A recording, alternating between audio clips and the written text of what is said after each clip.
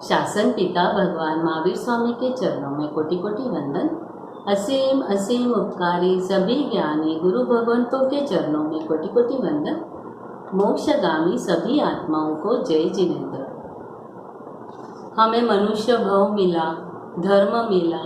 पूर्व की पुण्य से जीन शासन मिला और परमात्मा के वचन बोध मिले और सही मार्ग बताने वाले सद्गुरु का समागम मिला और सत्संग मिला। भगवान ने पांचवें आरे में ये सभी चीज़ें दुर्मिल कही गई है और यह मिलना यानी हमारे पूर्व के ऐसे पुण्य है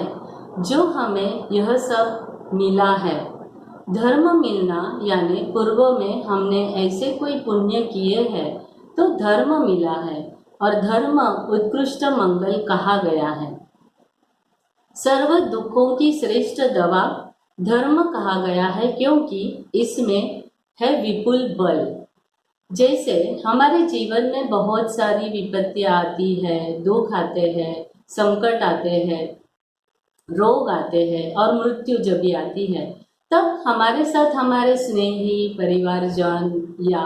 जो होते हैं वह सब तो होते ही है, लेकिन वह सभी की मर्यादाएं होती है। उस समय हमें जो भी सहारा देना है उसके लिए, और अगर हमें उससे निकलना है और हमारे जीवन में अगर धर्म है तो हम बहुत ही आसानी से उसमें से निकल पाते हैं। क्योंकि अगर धर्म का शरणा लेते हैं तो यह हमें जो अंदर से स्ट्रांग बनाता है और अंत में जो बाहर जितनी भी प्रतिकूलता रहने दो, लेकिन अंदर में एक शांति जो होती है वह धर्म के प्रभाव से ही होती है। हमारे जैन दर्शन में हम जितने सारे अलग अलग कथानक बहुत बार पढ़ते हैं या सुनते हैं, तब ऐसे ऐसे कथानकों में उनके जीवन में जो भी कष्ट आए, दुख आए, पीड़ा आई, बाधा आई, रोग हुए, उन सभी में जिन्होंने धर्म का सहारा लिया वह सब उसको संभव से सहन कर पाए और उन्होंने अपने भाव को सुधार लिया। जैसे जब ऐसे हम पढ़ते हैं या सुनते हैं कि श्रेनिक राजा को रोज 100 फटके लगाए जाते थे, चाबुक के लगाए जाते थे। स्कंदक मुनि की जीते जी चामड़ी निकाली जा रही थी और जो उनके मुनि थे उनको घानी में पिसाया गया था। गतसुमार के माथे पर अंगारे रखे गए और फिर भी इन सभी सिचुएशन में सब जन समभाव में लीन रहे थे। क्यों ऐसा क्यों हुआ? क्योंकि सभी के अंतर तक धर्म प्रतिष्ठित हो गया था। अब जैसे कहते हैं कि जो धर्म की आराधना करता है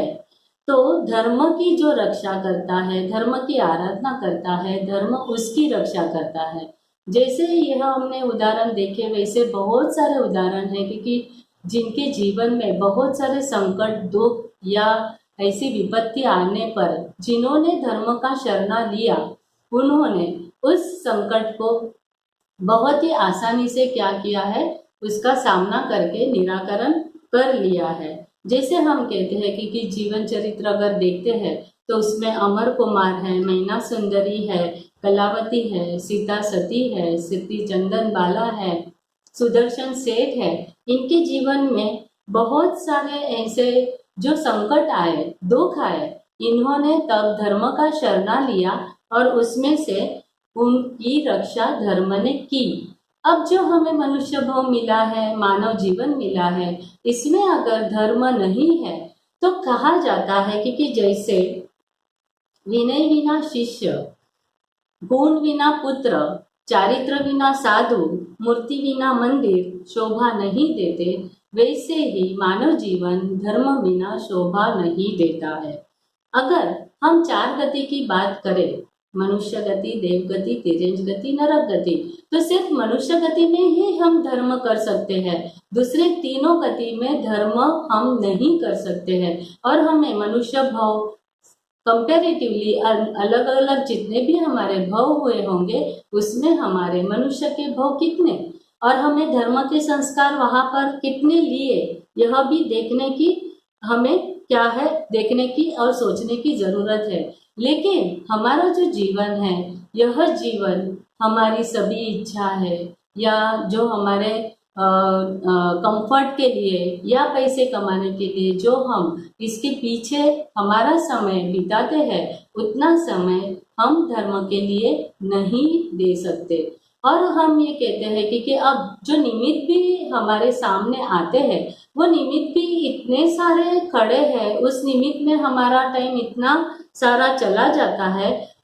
और समय चला जाता है, तो इसके बाद जो धर्म के लिए समय मिलना चाहिए वो हमें नहीं मिलता। और कहा जाता है कि पूर्व की पुण्य से हमें संपत्ति मिलेगी, पैसा मिलेगा, लेकिन अगर हमें धर्म धन होना है तो पुण्यानुबंधी पुण्य अगर है तभी हमें ये धर्म धन मिल सकता है। तो धर्म धन अगर हमें मिलता है तो ये धर्म धन सिर्फ न ये श्लोक के लिए, लेकिन परलोक में भी कीर्ति फैलाता है,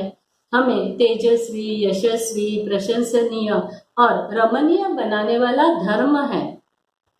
जो सर्वोत्कृष्ट पद की प्राप्ति यानी तीर्थंकर, चक्रवर्ती, देवेंद्र, इंद्र, इन सभी पद की प्राप्ति हमें धर्म के माध्यम से ही हो सकती है। जो धर्म का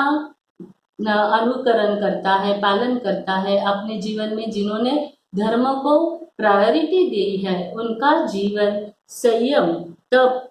से लीन दिखाई देता है। और ऐसा जीवन जिनका है उनको तो कहते हैं कि देव भी उनके चरणों में नमस्कार करते हैं। अब जो कहा कि वर्तमान सिचुएशन में जीवन इतना कॉम्पिटिटिव हो गया है, इतना स्पर्धात्मक हो गया है कि जो हमें हमारे जीवन निर्वाह के लिए भी हमें हमारे पास जो चीज़ें या हमारी रिक्वायरमेंट कंप्लीट करने के लिए जो होना है, इसके पीछे वो कमाने में ही हमारा क्या हो रहा है, समय जा रहा है। और जो भी हमारी इच्छा है, हमारे भाव है, वो जल्दी से अगर पूर्ण नहीं होते हैं तो वहाँ पे डिप्रेशन, उदासी, नैराश्य ज़्यादा दिखाई देता है। अब ऐसे सिचुएशन में हम कैसे बाहर निकले, तो कहा जाता है कि अगर धर्म का आचरण, धर्म के संस्कार अगर हम प्राप्त करते हैं तो हम इस सिचुएशन को बहुत अच्छी तरह से फेस कर सकते हैं। और इसका एक जो मार्ग है वह भगवान ने कहा है सत्संग, क्योंकि जीवन में तो उतार चढ़ाव आएंगे, सुख दुख आएंगे, सहयोग वियोग आएगा, प्रतिकूल परिस्थिति आएगी। ये सभी में अगर हमें सही तरीके से शांति से हमारा जीवन और नए अशुभ कर्मों से, उसके बंध से बचना है, पाप से बचना है, तो उसके लिए भगवान ने सत्संग ये एक ही मार्ग बताया है। तो हम देखते हैं कि जैसे बहुत सारे हमने पूर्व में जो भी भाव किए हैं, उस भाव में हमारा कुसंग ज़्यादा हुआ है, सत्संग कम हुए हैं। बहुत बार हमने विकथाएं की है, निंदा की है, पारकी पंचायत की है, और बहुत सारा समय हमारा उसमें ही, या बहुत सारे भाव हमने ऐसे ही उसमें ही निकाल दिए हैं। उसमें जो समय की बर्बादी हुई वो तो हुई, और परिणाम से हमें क्या मिलता है, तो हमारे राग द्वेष में वृद्धि होती है, आर्त ध्यान, रौद्र ध्यान बढ़ता है, और जो मन के परिणाम उस कारण बिगड़ते हैं। और इन सभी से अगर हमें बचना है तो हमेशा हमें उत्तम पुरुषों का संग, यानी परमात्मा के वचन, उनका समागम, ये जब होता है तो वह बहुदति तरने के लिए नौका समान कहा गया है। सज्जनों के साथ जो धर्म चर्चा करते हैं, वह करने से हमें चंद्र से भी अधिक शीतलता का अनुभव होता है। शूद्र से महात्मा, गौरवशाली हम बन सकते हैं। सत्संग से बुद्धि की जड़ता कम होती है। कहते हैं कि पांचवें आर्य में बुद्धि कैसी है, तो जड़ और वक्र है। और जैसे ही हम अगर समागम जब भी करते हैं, सत्संग करते हैं, और बड़े बड़े महापुरुषों के चरित्र के बारे में हम सुनते हैं, तब हम जल्दी क्या उसे एक्सेप्ट नहीं करते हैं। हमें सब ये काल्पनिक लगता है कि ऐसे कैसे हो सकता है, ये कैसे पॉसिबल है। लेकिन अगर हम सत्संग करते रहते हैं तो हमें एक श्रद्धा हमारी तैयार हो जाती है और उसी श्रद्धा से अब हम पाप से बचने लगते हैं।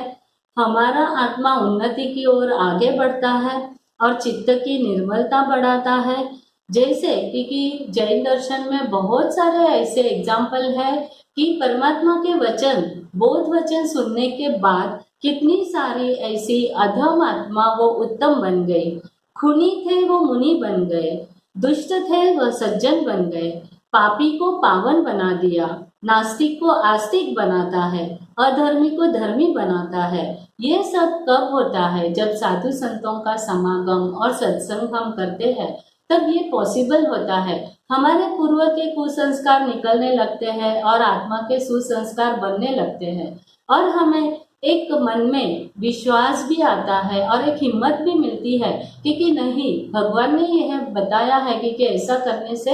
यह हमें क्या होता है, पाप से दूर रखेगा और हमारे जितने भी कष्ट है, विघ्न है, पीड़ा है, बाधा है, दूर है, उसमें हमारे मन की शांति बनाए रखने के लिए जो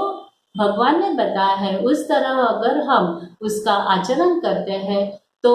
हम ऐसे ही कर्म बंध से बच सकते हैं। जैसे कहते हैं कि समय बहुत हमें कम मिलता है क्योंकि हम सत्संग कर नहीं पाते हैं, क्योंकि हमारा समय ज़्यादातर करके हमारे रोज के रूटीन में व्यस्त इतने हो गए हैं क्योंकि धर्म के लिए और सत्संग के लिए हमारे पास बहुत ही टाइम कम होता है। अब एक बात होती है कि मोबाइल जो हमारे पास ये चीज़ आई है, तो मोबाइल जो है वो पॉजिटिव भी रिजल्ट देता है, नेगेटिव भी रिजल्ट देता है। कभी कभी मोबाइल हम खोलते हैं और मोबाइल में इतनी सारी ऑप्शंस हमारे पास होती है और थोड़ा चलो अभी थोड़ा ये देख ले, यहाँ पे गए, वहाँ पे गए, ये पेज खोला, वो पेज खोला, व्हाट्सएप के मैसेजेस आते हैं, फेसबुक पे आते हैं, वीडियोस आते हैं, ये सब देखने में हमारा समय इतना चला जाता है कि बाद में समय निकल जाता है और हम कहते हैं मेरे पास अब समय नहीं है। लेकिन अगर हम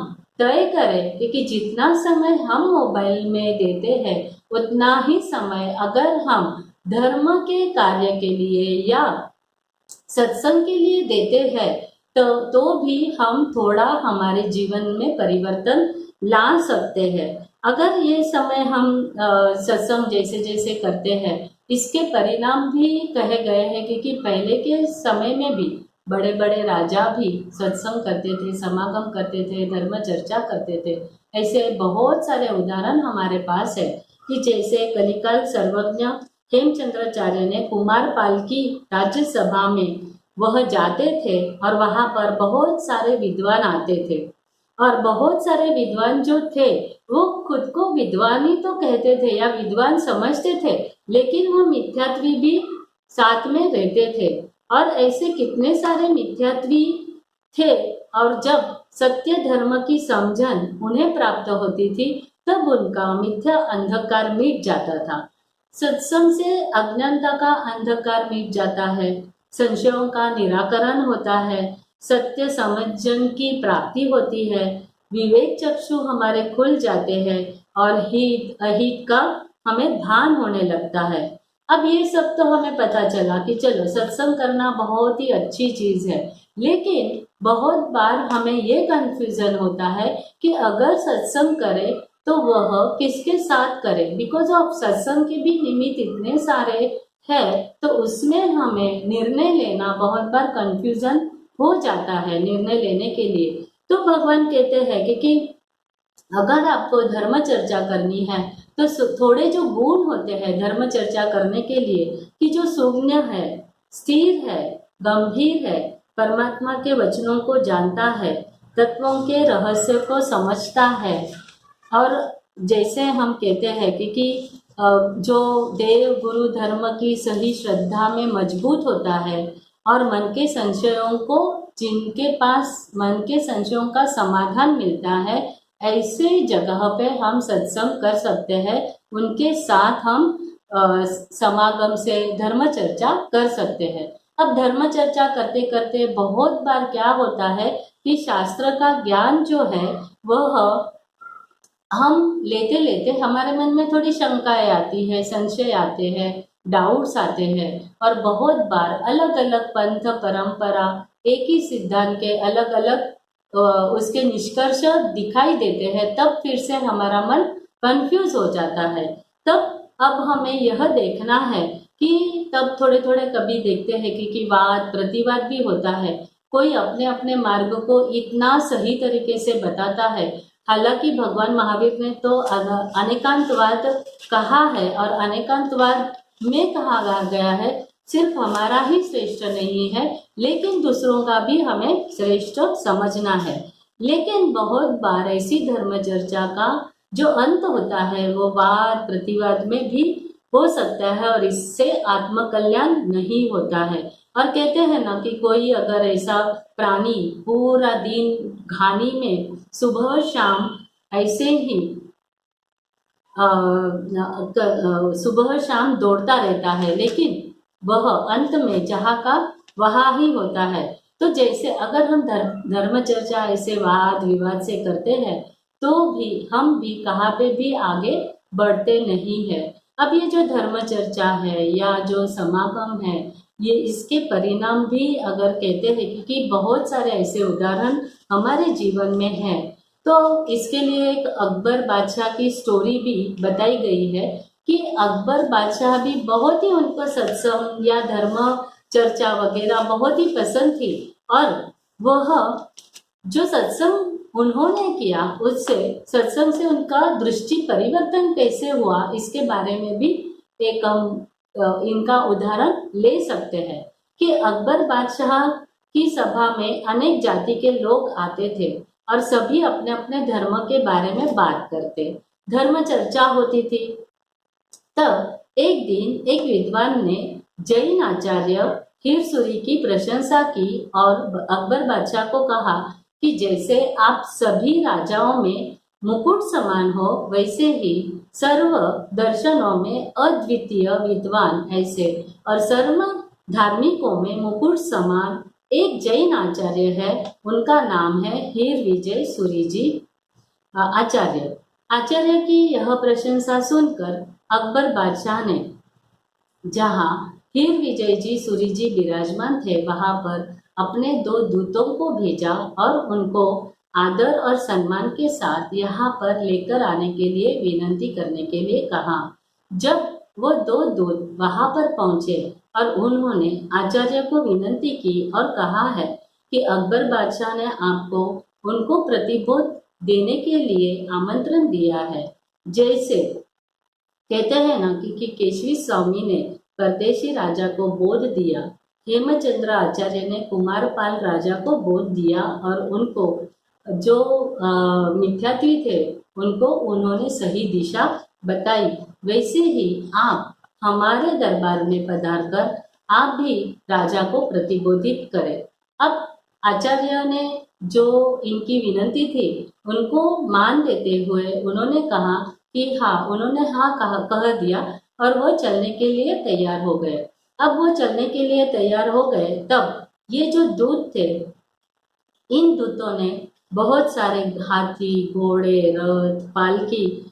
अलग अलग भेंट उनके सामने रखी और कहा कि आपको वहां पे पहुंचने के लिए आप इन सभी का उपयोग कर सकते हैं। लेकिन आचार्य ने कहा कि हम यह भेंट स्वीकार नहीं कर सकते क्योंकि हम निष्परिग्रही होते हैं। हम पाँव में तो चप्पल बूट भी नहीं पहनते और इसलिए हम यह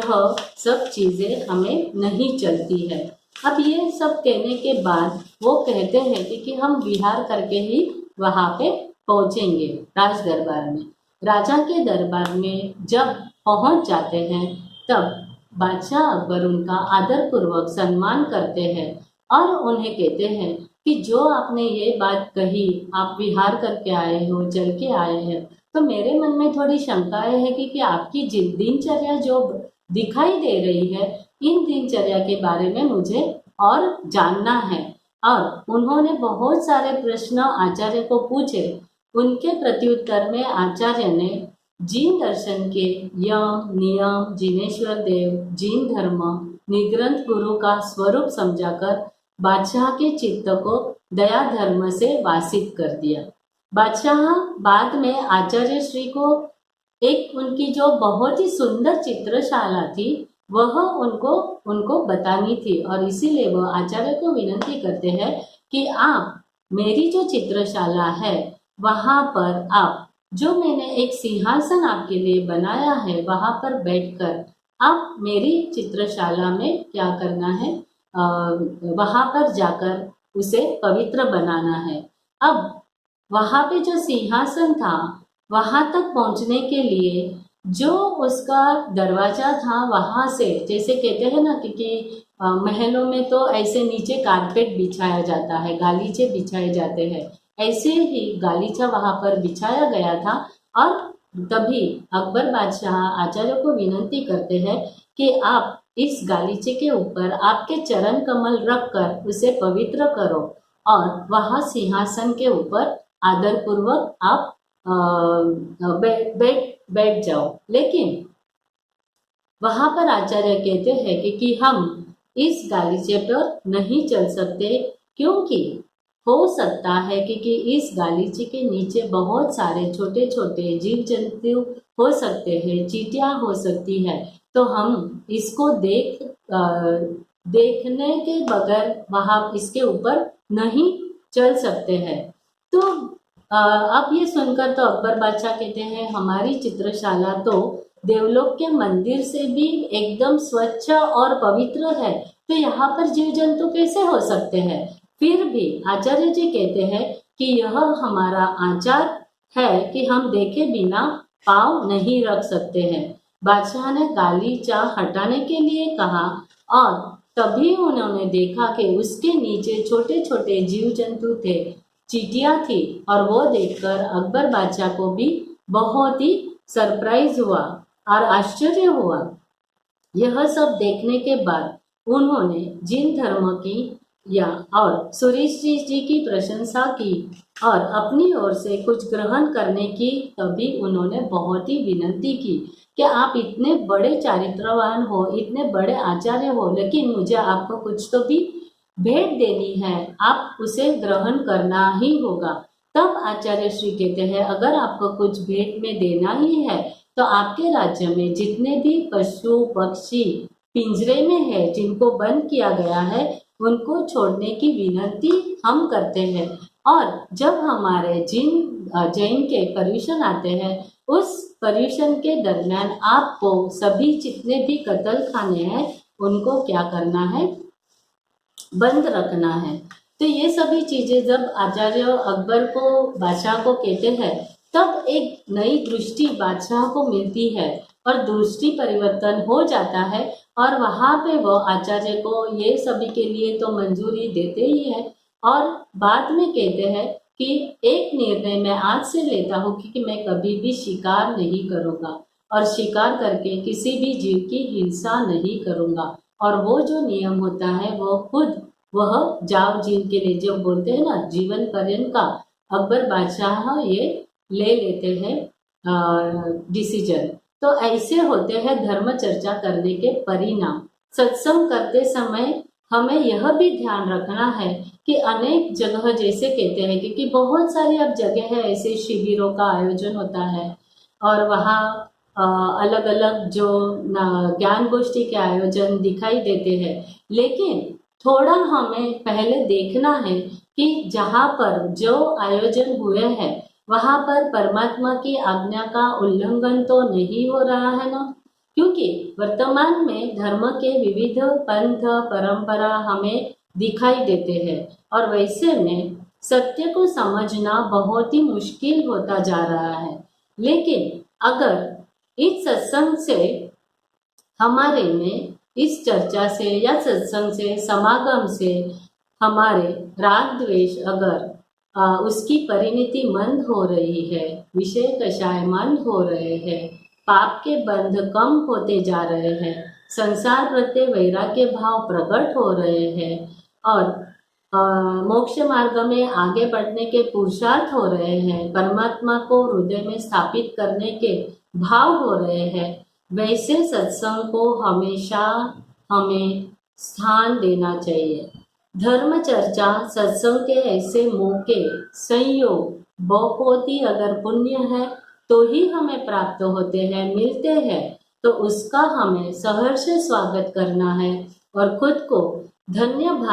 भागी मानकर साक्षात जैसे कि ज्ञान की लक्ष्मी हमें कंकु लगाने के लिए आई है ऐसा समझकर इस तप को हमें बिल्कुल ही गंवाना नहीं है। ऐसा करने से क्रमशः सम्यक दर्शन संयम के मार्ग पर आगे हम बढ़ सकते हैं। ऐसे परम कल्याण को प्राप्त करने वाली जितनी भी धर्म चर्चा है, सत्संग है, वह हमारे जीवन में सदैव खिलती रहे, यही परम भावना के साथ आज के सेशन में जिनाज्ञा के विरुद्ध कुछ भी कहा गया हो तो मिच्छामि दुक्कडम।